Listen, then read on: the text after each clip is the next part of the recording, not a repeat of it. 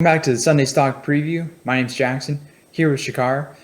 For this Sunday Stock Preview, we have to address cryptocurrency. First, Bitcoin. As I previously mentioned in my video last week, the inverse head and shoulders played out almost perfectly, and it catapulted Bitcoin up to 57K. The new level of support to watch is 55K, and the strong resistance, which we have been battling for months, is 60K. But I believe once we break 60K, we will be heading straight to six figures, and Shakar will explain why.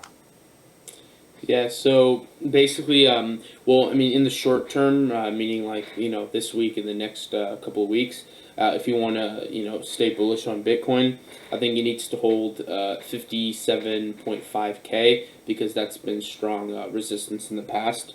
So if you want to stay bullish in the short term, we need to hold that number.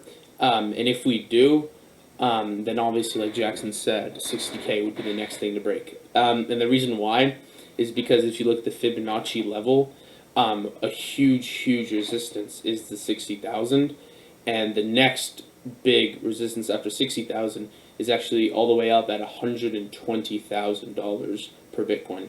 So I'd imagine that when we do fully break out of 60,000 and flip it into support, I believe that within a short couple of weeks, we will see a six-digit Bitcoin.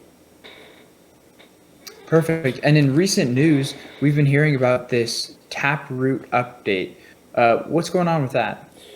So what it is basically like a hard fork, which means update in the Bitcoin blockchain, where basically it adds privacy to other people's transactions, and it just does it at a much faster speed.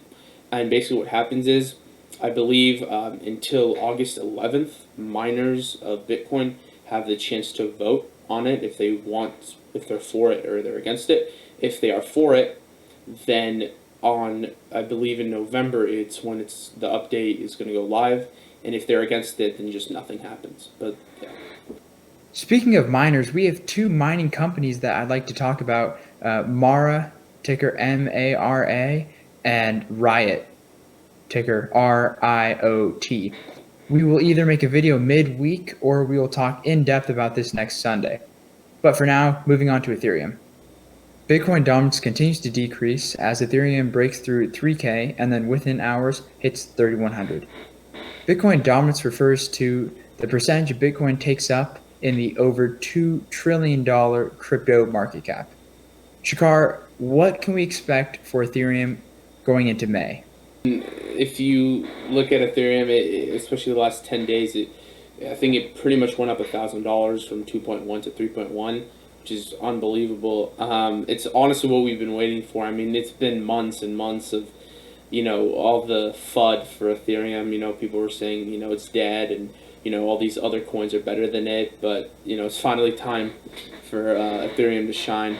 And honestly, I think we still have a couple more $100 to go before correction. It won't be anything, ridiculous. We probably go to like 3.4 to like 3.6K, and then is when we'll face a correction of a couple $100, probably like 20 to 30% correction. But honestly, if Bitcoin can break 60,000 and it could start rallying, then honestly I don't think we'll see a very let's just say the correction will be very short-lived, and we'll be at 4K before we know it. So yeah, I'm really looking forward for the month of May for sure. Yeah, that's awesome.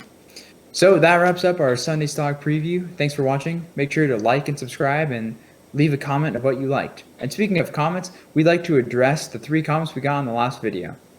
So our first comment comes from Stella Johnson, and she talked about crypto and Forex. So I totally agree. It's a great time to be in crypto.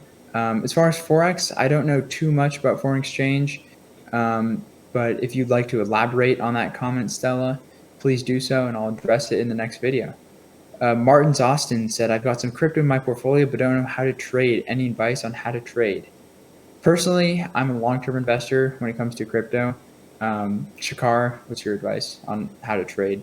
Well, I mean, it depends what you're trading, but I feel like for me, I don't trade. I'm like you. I'm only a long term investor because I mean that's how millionaires invest. I feel like if you the more you trade, the more you ultimately lose money.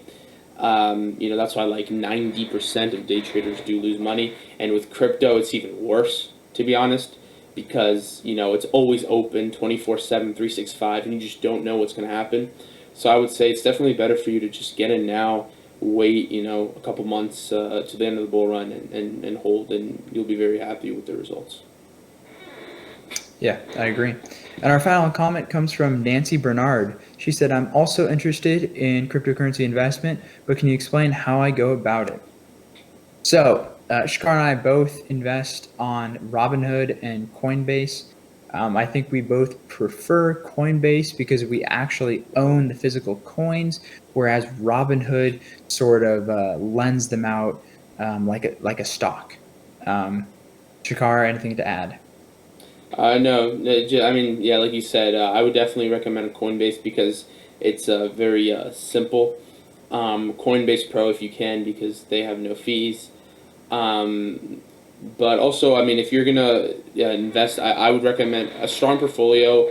If you want to be less risky, then I would probably say like around like 50%, 60% would be Bitcoin, and then 20 to 30% would be Ethereum, and then like the remaining 10 to 20% would be other altcoins. I think that would be the safest portfolio for you, for anyone. Yeah, that's a great point. I think there's definitely trade-offs. With Robinhood, there's no fees, but you don't own the physical coin. Whereas Coinbase, you do own the physical coin, but there are fees unless you purchase the Coinbase Oh Pro. yeah. So, thank you for the comments. Feel free to leave more comments. We will address them. See you next week.